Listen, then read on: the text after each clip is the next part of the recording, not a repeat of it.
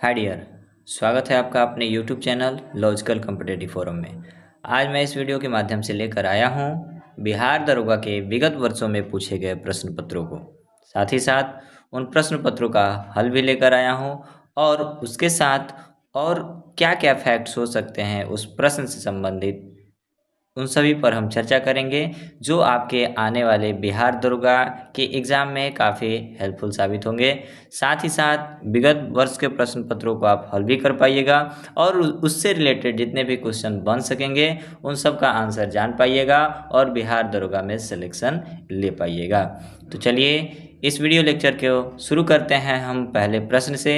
इससे पहले हमने प्ले लिस्ट में आप जाकर देख सकते हैं प्रीवियस ईयर में पूछे गए बिहार दरोगा के प्रश्न पत्रों को, और यहाँ हम 69 से 100 तक के क्वेश्चंस को करेंगे। ठीक है, तो चलिए हम पहले प्रश्न से शुरू करते हैं हम अपने इस वीडियो लेक्चर का। तो हम यहाँ स्पष्टता देख सकते हैं कि पहला जो हमारा प्रश्न है कि एक टेलीविज़न का, ये मैथ से रिलेटेड क्वेश्चन है, काफ़ी आसान है। एक टेलीविज़न का अंकित मूल्य इसके क्रय मूल्य से 20% अधिक है। यदि अंकित मूल्य पर 10% की छूट दी गई हो तो लाभ प्रतिशत क्या होगा। बहुत ही आसान क्वेश्चन है। मान लेंगे हम कि हमारा क्रय मूल्य कितना 100 रुपीज़ है। ठीक है, फिर 100 पर कितना अंकित मूल्य किया गया है, मूल्यांकित किया गया है 20% अधिक। ठीक है, तो 100 का 20% यानी 120% एक साथ निकालेंगे तो 120 रुपये हुआ। ठीक है, अब क्या पूछा जा रहा है आपसे कि विक्रय मूल्य जो है वो कितना है। तो बोला गया कि अंकित मूल्य पर 10% छूट दिया गया, तो हमारा विक्रय मूल्य यानी जो करेंट क्या बोलते हैं अंकित मूल्य था, मार्केट प्राइस था, वो 120 था। उस पर हमने छूट दिया कितना 10%, तो 100 में से 10 जाएगा कितना 90 अपॉन 100 होगा। ये क्या करेंगे, इसको कटा देंगे 2 जीरो से 1 जीरो और यहाँ 1 जीरो, 12 नवा 108 हो गया। और ये जो लाभ परसेंटेज होगा क्या होगा, तो हम देख सकते हैं कि हमने 100 रुपया क्रय मूल्य था हमारा, यहाँ 108 रुपया में सेल किया हमने, तो 8 रुपया का प्रॉफिट हुआ। तो 8 इंटू 100 अपॉन 100 यानी 8% जो होगा हमारा करेक्ट आंसर हो जाएगा। इसके साथ ही अगले प्रश्न की तरफ बढ़ेंगे।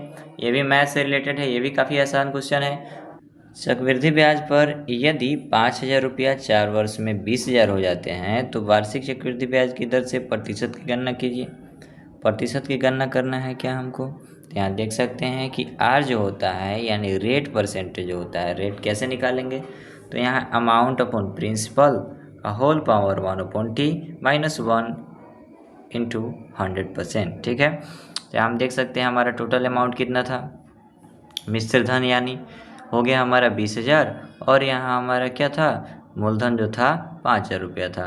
हमने 1/t कर दिया यानी टाइम का वैल्यू 4 था, माइनस 1 किया और फिर इंटू 100% किया। तो यहाँ देख सकते हैं इसको काट देंगे, 4 टाइम्स जाएगा, 4 बार में कट जाएगा, 4 हुआ, 4 का पावर 1/4 और माइनस 100, तो इसका जो वैल्यू होगा √2 होगा, माइनस 1 100% से गुना करेंगे, √2 का वैल्यू जो होता है 1.414 माइनस 1, तो ये आएगा 0.414, 100 से मल्टीप्लाई करेंगे 41.4% हो जाएगा।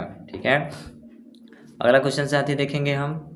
वार्षिक वैश्विक प्रतिस्पर्धा सूचकांक किसके द्वारा जारी किया जाता है, तो वार्षिक वैश्विक प्रतिस्पर्धा सूचकांक जो है वो जारी किया जाता है विश्व आर्थिक मंच के द्वारा, वर्ल्ड इकोनॉमिक फोरम के द्वारा जारी किया जाता है। ठीक है, विश्व आर्थिक मंच स्विट्जरलैंड में स्थित गैर लाभकारी संस्था है। ठीक है, WEF यानी वर्ल्ड इकोनॉमिक फोरम का मुख्यालय जो है जेनेवा में है।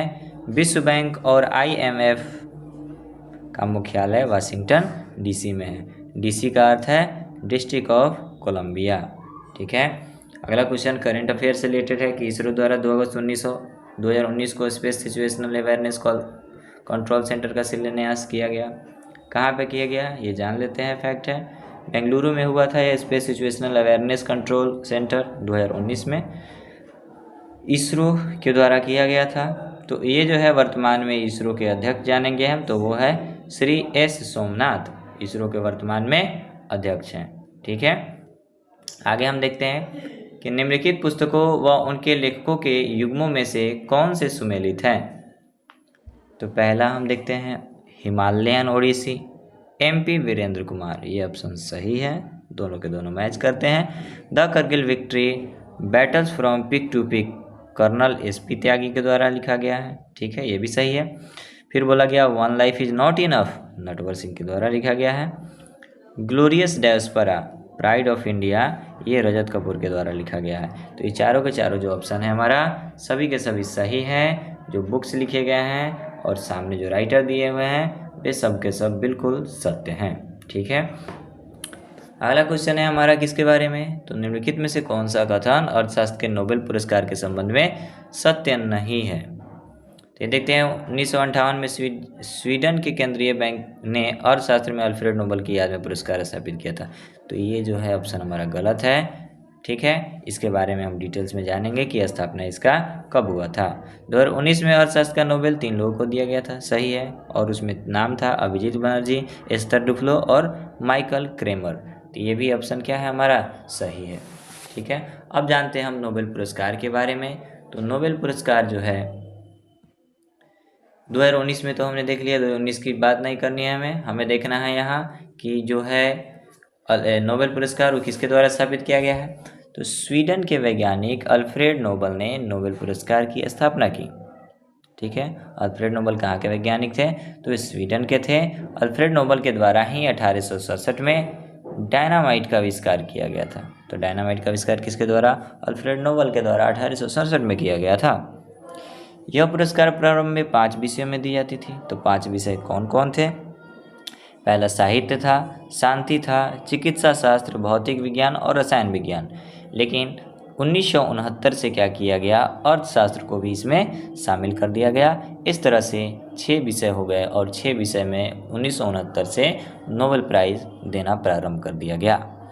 अल्फ्रेड नोबेल की पुण्यतिथि के अवसर पर 10 दिसंबर को यह पुरस्कार दिया जाता है। ठीक है, और नोबेल पुरस्कार की जो घोषणा है वो अक्टूबर में की जाती है। तो इस तरह से हमने देख लिया नोबेल पुरस्कार से जितने भी संबंधित फैक्ट्स थे उनको जाना। अब अगले क्वेश्चन की ओर बढ़ेंगे हम।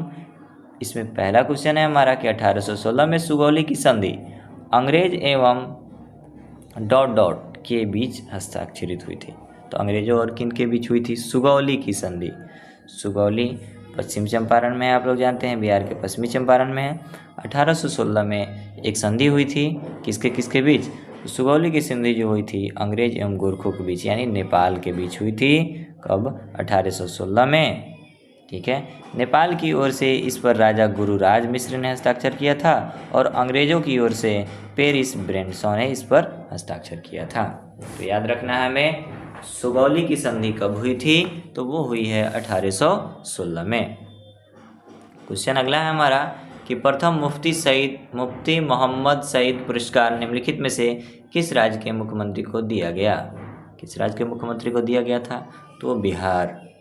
अभी वर्तमान में ही ये क्या हुआ है, क्या कौन सा पुरस्कार, प्रथम मुफ्ती मोहम्मद सईद पुरस्कार किनको मिला था, तो वो मिला था माननीय नीतीश कुमार जी को। अब मुफ्ती मोहम्मद सईद कौन थे, तो ये जो है जम्मू कश्मीर राज्य के मुख्यमंत्री थे। मुफ्ती मोहम्मद सईद पीपुल्स डेमोक्रेटिक पार्टी के क्या थे, अध्यक्ष थे। और महबूबा मुफ्ती जो चर्चे में रहती है उनका ही पुत्री थी। ठीक है, अगला क्वेश्चन फिर हमारा आता है एक मैथ से, देख लेते हैं ओवरव्यू। एक बार हम एक झलक देख लेते हैं। ऐसे मैं स्पेशल बिहार दरोगा के एग्ज़ाम में जितने भी मैथ्स के क्वेश्चन पूछे गए हैं उन सब का एक वीडियो लेक्चर लेके आऊँगा, जिसमें सारे मैथ्स जिन जिन टॉपिक से लिए गए हैं यानी जो जो प्रश्न पूछे गए हैं उन सबको कवर करेंगे। ठीक है, तो इस मैथ के क्वेश्चन को हम स्किप करते हैं, फिर आगे बढ़ते हैं, अगले क्वेश्चन की ओर देखेंगे हम। क्वेश्चन है कि निम्नलिखित में कौन सा मादा प्रजनन तंत्र का भाग नहीं है। तो मादा प्रजनन तंत्र का भाग कौन नहीं है, तो हम यहाँ स्पष्टता देख सकते हैं शुक्रवाहिका जो है मादा प्रजनन तंत्र का नहीं है। अंडाशय होता है, गर्भाशय होता है, फैलोपियन ट्यूब होता है, यानी ओवरी, यूट्रस और क्या फैलोपियन ट्यूब, ये सब के सब क्या होते हैं, मादा प्रजनन तंत्र के अंग होते हैं। ठीक है, लेकिन शुक्रवाहिका जो है वो मेल का होता है यानी नर जनन तंत्र है। ठीक है, फैलोपियन ट्यूब में क्या होता है, निषेचन की क्रिया जो होती है फैलोपियन ट्यूब में ही होती है, यानी फर्टिलाइजेशन जो होता है कहाँ होता है, तो वो होता है फैलोपियन ट्यूब में। अगला क्वेश्चन है कि अर्जुन पुरस्कार विजेता एस भास्करन निम्नलिखित में से किस खेल से संबंधित है। ये भी करंट अफेयर से है, लेकिन ये प्रश्न ऐसे पूछे जाते हैं अक्सर। तो ये जो है कौन सा नाम है उनका, एस भास्करन, किस खेल से संबंधित है, तो वो जो है बॉडी बिल्डिंग से संबंधित है। ठीक है, एस भास्करन बॉडी बिल्डिंग से संबंधित है। अगला क्वेश्चन है कि भारत के प्रथम लोकपाल कौन है। भारत के प्रथम लोकपाल बनाए गए थे कौन, पिनाकी चंद्र घोष। ठीक है, जो क्या है दीपक मिश्रा और टी.एस. ठाकुर सर्वोच्च न्यायालय के मुख्य न्यायाधीश रह चुके हैं। यहाँ जो ऑप्शन इसमें दिया हुआ था उसके बारे में हमने देखा। विनोद राय पूर्व नियंत्रक महालेखा परीक्षक रह चुके हैं। ठीक है, वर्तमान में जो भारत के लोकपाल हैं वो हैं प्रदीप कुमार मोहंती। याद रखिएगा दोस्तों, प्रदीप कुमार मोहंती वर्तमान में भारत के लोकपाल हैं। मनुष्य के शरीर के किस अंग या ग्रंथि से वृद्धि हार्मोन स्रावित होता है। तो वृद्धि हार्मोन जो है वो पीयूष ग्रंथि से क्या होता है, सेक्रेट होता है। ठीक है, पीयूष ग्रंथि से किसका सेक्रेशन होता है, तो वृद्धि हार्मोन का। इसमें हार्मोन्स के बारे में भी कुछ चर्चा की गई है, वो देख लेते हैं हम। हार्मोन्स जो है एक प्रकार का प्रोटीन होता है जो पेप्टाइड हार्मोन पर आधारित है। ठीक है, पीयूष ग्रंथि को पिट्यूटरी ग्लैंड या मास्टर ग्लैंड के नाम से जाना जाता है। इसमें क्या होता है, पीयूष ग्रंथि को ही एड्रोक्राइन ऑर्केस्ट्रा के मास्टर के रूप में भी जाना जाता है। किसके, एड्रोक्राइन ऑर्केस्ट्रा के मास्टर के रूप में जाना जाता है। किसको, पिट्यूटरी ग्लैंड को, क्योंकि वह शरीर में मौजूद अन्य सभी अंतःस्रावी ग्रंथियों के स्वभाव को नियंत्रित करता है। साथ ही साथ ये भी जानेंगे थायराइड ग्लैंड के बारे में। तो थायराइड ग्लैंड का नाम जो हिंदी है अबदु ग्रंथि, याद रखना है, सबसे बड़ी अंतःस्रावी ग्रंथि है यह हमारे बॉडी की। फिर आगे ब्रीशन यानी टेस्टिस से निकलने वाला हार्मोन टेस्टोस्टेरोन यौन आचरण को प्रेरित करता है। ठीक है, यानी यौन संबंध बनाने के लिए क्या करता है, हमको प्रेरित करता है। कौन सा हार्मोन, टेस्टोस्टेरोन। अंडाशय यानी ओवरी से निकलने वाला हार्मोन यानी एस्ट्रोजन जो है यह अंडवाहिनी यानी ओविडक्ट के परिवर्धन को पूर्ण करता है। प्रोजेस्टेरॉन जो होता है यह एस्ट्रोजन के सहयोग कर स्तन वृद्धि करने में सहायता करता है। ठीक है, और रिलैक्सिन हार्मोन गर्भावस्था में यह अंडाशय गर्भाशय व अपग में उपस्थित रहता है। ठीक है, यह हार्मोन प्यूबिक सिम्फाइसिस को मुलायम करता है और यह गर्भाशय ग्रीवा यानी यूट्रिन सर्विक्स को चौड़ा कर देता है ताकि बच्चा आसानी से पैदा हो सके। यानी डिलीवरी के वक्त रिलैक्सिन हार्मोन का सेक्रेशन होता है। ठीक है, आगे देखते हैं क्वेश्चन हम, निम्नलिखित में कौन सा मत्स्य महाजनपद की राजधानी थी। तो मत्स्य महाजनपद की जो राजधानी थी वो थी विराटनगर। बौद्ध ग्रंथ अंगुत्तर निकाय और जैन ग्रंथ भगवती सूत्र से 16 महाजनपदों की सूची मिलती है। पूछा जा सकता है आपको कि 16 महाजनपदों की सूची किस ग्रंथ से मिलती है, तो बौद्ध ग्रंथ अंगुत्तर निकाय से, साथ ही साथ जैन ग्रंथ भगवती सूत्र से। वत्स महाजनपद की राजधानी जो थी कहाँ थी, कौशाम्बी थी। और कुरु महाजनपद की राजधानी इंद्रप्रस्थ और हस्तिनापुर थी। सूरसेन महाजनपद की राजधानी मथुरा थी। जब गर्म पानी के, अगला क्वेश्चन है हमारा कि जब गर्म पानी के सोते यानी हॉट स्प्रिंग का इस्तेमाल विद्युत उत्पन्न करने में होता है, इस प्रकार का ऊर्जा उत्पादन क्या कहलाता है। तो इस प्रकार का ऊर्जा जो उत्पादन होता है भू ऊष्मीय ऊर्जा कहते हैं। ठीक है, भू ऊष्मीय ऊर्जा कहते हैं, किसे कहेंगे, तो जब गर्म पानी के सोते यानी हॉट स्प्रिंग का इस्तेमाल विद्युत उत्पन्न करने में होता है। ठीक है, हॉट स्प्रिंग का इस्तेमाल विद्युत उत्पन्न करने में होता है, तो इस प्रकार का ऊर्जा उत्पादन भू ऊष्मीय ऊर्जा कहलाता है।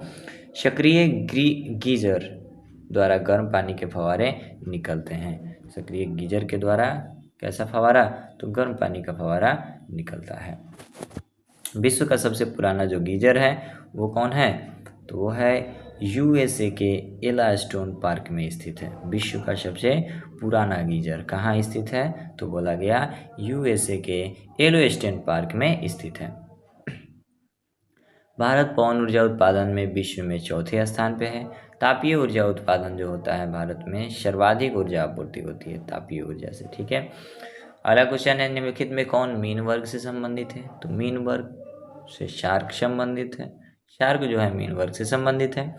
स्टारफिश ई काइंड इकाइंडोमेरेटा जो है संघ का जीव है। सिल्वर मछली यानी एक्टिनोपिट्रेगिल वर्ग का जीव है। एक्टिनोपिट्रेगिल वर्ग का जीव कौन है? Silver fish. व्हेल जो है सबसे बड़ा स्तनधारी है। निम्नलिखित में से कौन सा युग्म सही नहीं है, ये चुनना है हमको।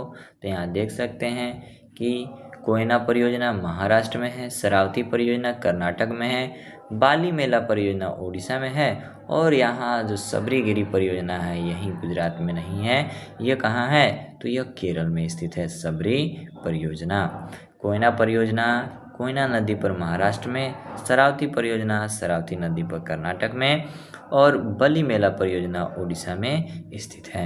यह हमने ऑप्शन में भी देख लिया। अगला क्वेश्चन है हमारा कि निम्नलिखित में से किस देश के साथ भारत ने चक्र तृतीय आक्रामक पनडुब्बी के संदर्भ में अनुबंध किया है? तो ये भी करेंट अफेयर से रिलेटेड सवाल है, लेकिन फिर भी हम देख लेते हैं। इसका आंसर जो होगा रूस होगा। यह अनुबंध 10 वर्षों के लिए किया गया है। अगला क्वेश्चन है, ऑस्ट्रेलियन ओपन में नोवाक जोकोविच पुरुष एकल के विजेता बने हैं। नोवाक निम्नलिखित में से किस देश के हैं? हमें सिर्फ ये याद रखना है कि नोवाक जोकोविच सर्बिया देश से हैं। ये जो ऑस्ट्रेलियन ओपन है 2019 का पूछा गया है, हमें अभी 2021 का देखना है। क्या यहाँ टेनिस के 4 प्रमुख टूर्नामेंट है, कौन कौन? Australian open, French open, Wimbledon open और यूएसए ओपन। टेनिस के इन चारों टूर्नामेंट को मिलाकर क्या कहा जाता है? ग्रैंड स्लैम कहा जाता है। अगला क्वेश्चन है, निम्नलिखित में से किस वर्ष प्लूटो को उसकी पूर्व में ग्रह की परिस्थिति से पदोन्नत किया गया? तो वो है 2006 में। किसको? तो प्लूटो को 2006 में इसे बौना ग्रह करार दे दिया गया था। अंतर्राष्ट्रीय खगोलीय संघ की यह बैठक प्राग यानी चेक गणराज्य में हुआ था, जिसमें यह निर्णय लिया गया था कि अब जो प्लूटो है वो क्या नहीं होगा? तो वो अब ग्रह की श्रेणी में नहीं आएगा। ठीक है। अगला क्वेश्चन हम देखेंगे इसमें कि इसे बौना ग्रह कहा गया। प्लूटो को बौना ग्रह कहा जाता है क्योंकि यह क्या करता है? तो अन्य ग्रह की कक्षाओं को ओवरलैप कर लेता है, इसलिए इसे ग्रह की श्रेणी में नहीं रखा गया। कनिष्क के शासनकाल में बौद्ध संगीति का आयोजन हुआ था। ठीक है, कनिष्क के शासनकाल में बौद्ध का आयोजन हुआ था। कहाँ हुआ था ये हमको बताना है। तो ये आयोजन हुआ था कश्मीर के कुंडलवन में। प्रथम बौद्ध संगीति अजातशत्रु के समय राजगिर में सप्तपर्णी गुफा में हुई थी। दूसरी जो बौद्ध संगीति है कालाशोक के समय वैशाली में हुई थी। तीसरी बौद्ध संगीति का आयोजन अशोक के समय पाटलिपुत्र में हुआ था। और चौथी बौद्ध संगीति हमने देखा किसके शासनकाल में? कनिष्क के शासनकाल में कश्मीर में कुंडलवन में हुआ था। अध्यक्षता इसकी की थी वसुमित्र ने। अगला क्वेश्चन है हमारा कि निम्नलिखित में से कौन सी गैस भूमंडलीय ऊष्मीकरण का कारण नहीं है? तो ग्लोबल वार्मिंग का कारण कौन नहीं है?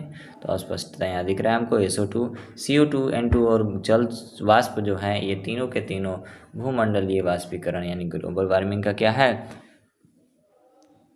कारण है, लेकिन SO2 यानी सल्फर डाइऑक्साइड नहीं है। 1824 में सर्वप्रथम जेम्स फूरियर ने भूमंडलीय ऊष्मीकरण के बारे में बताया था। ग्रीन हाउस गैसों के कारण पृथ्वी का तापमान बढ़ने की घटना ग्लोबल वार्मिंग कहलाती है। ग्रीन हाउस गैस CO2 जलवाष्प N2O होता है। अगला क्वेश्चन है, निम्नलिखित में से किस देश ने अपनी राजधानी का नाम बदलकर नूर सुल्तान रखा? तो नूर सुल्तान किस देश ने रखा था? तो कजाकिस्तान ने राजधानी अपना बदला था। फिर बाद में क्या हुआ? इसने अपनी राजधानी कजाकिस्तान जो देश है अपनी राजधानी नूर सुल्तान बनाया था, लेकिन फिर से उसने क्या कर लिया? अपनी राजधानी को चेंज कर लिया। उसे फिर से जो उसका राजधानी था अस्ताना वहीं पे कर लिया। उज्बेकिस्तान की राजधानी कहाँ है? तो ताशकंद है। ताजिकिस्तान की राजधानी दुशांबे है। किर्गिस्तान की राजधानी बिश्केक है। बिहार के पर्यटन स्थलों के संदर्भ में निम्नलिखित कथनों में से कौन सा सही है? तो वीरायतन एक जैन मंदिर एवं संग्रहालय है। ककोलत बिहार राज्य का एक प्रसिद्ध झरना है। भीमबांध बिहार में मुंगेर जिले के दक्षिण पश्चिम में स्थित है। और तीसरा ऑप्शन था कि वीरायतन एक जैन मंदिर संग्रहालय है। तो इसमें से तीनों के तीनों जो ऑप्शन हैं सही हैं, यानी हम देख सकते हैं कि ककोलत झरना बिहार के नवादा जिले में स्थित है। ठीक है, और भीम बांध बिहार के मुंगेर जिले के दक्षिण पश्चिम में ही स्थित है। और वीरायतन जैन मंदिर एवं संग्रहालय राजगीर में स्थित है। इस तरह से हमने देख लिया 92 क्वेश्चंस तक। अगले हम क्वेश्चन में देखेंगे, यहाँ मैथ का क्वेश्चन है तो ये आसान है काफ़ी। यहाँ देख सकते हैं कि एक दुकानदार 144 कुर्सियों को बेचने पर 6 कुर्सियों के विक्रय मूल्य के बराबर हानि होती है, उसकी हानि परसेंटेज। तो यानी क्या होगा, सीपी जो होगा कितना था, 144 कुर्सी बेच रहा है, लॉस कितने का जा रहा है, 6 का, यानी को टोटल वो कितना जा रहा है उसका चेयर, तो 150 चेयर जा रहा है। कितने पे, कितना लॉस हो रहा है, तो 6 हो रहा है, कितने पे, तो 150 पे। हानि परसेंट निकालेंगे, 100 से मल्टीप्लाई करेंगे, 50 दूना 100, 50 3 150, 3 से 2 बार में, 3 से फिर कटाते हैं, 3 दूना 6, ये 2 का 2 से मल्टीप्लाई करेंगे, 4 आ जाएगा। ठीक है, अगला क्वेश्चन है, निम्नलिखित में से कौन सा थर्मल पावर प्लांट बिहार में स्थित नहीं है। तो थर्मल पावर प्लांट बिहार में कौन स्थित है, तो औरैया है। बाढ़, बरौनी और कहलगांव तीनों के तीनों थर्मल पावर जो है कहाँ है, तो बिहार में स्थित है। लेकिन सिर्फ जो औरैया है वही थर्मल पावर बिहार में नहीं है। ठीक है, औरैया उत्तर प्रदेश में स्थित है और बरौनी बेगूसराय में, जबकि कहलगांव जो है भागलपुर में स्थित है। गांधी सोलर पार्क 50 किलोवाट का उद्घाटन कहाँ किया गया, तो ये जो गांधी सोलर पार्क की उद्घाटन जो है न्यूयॉर्क में की गई है। ठीक है, उद्घाटन नरेंद्र मोदी ने किया। गांधी सोलर पार्क न्यूयॉर्क में स्थित है, हमने देख लिया। अगला क्वेश्चन है, निम्नलिखित में से कौन सा पृथ्वी की लगभग आयु को दर्शाता है। तो पृथ्वी की आयु कितनी, 4 से 5 बिलियन वर्ष। हाँ, पृथ्वी सौरमंडल का एक ऐसा ग्रह है जहाँ जीवन संभव है, हम जानते हैं। यहाँ हमने देख लिया कि पृथ्वी की जो आयु है 4.6 बिलियन वर्ष है।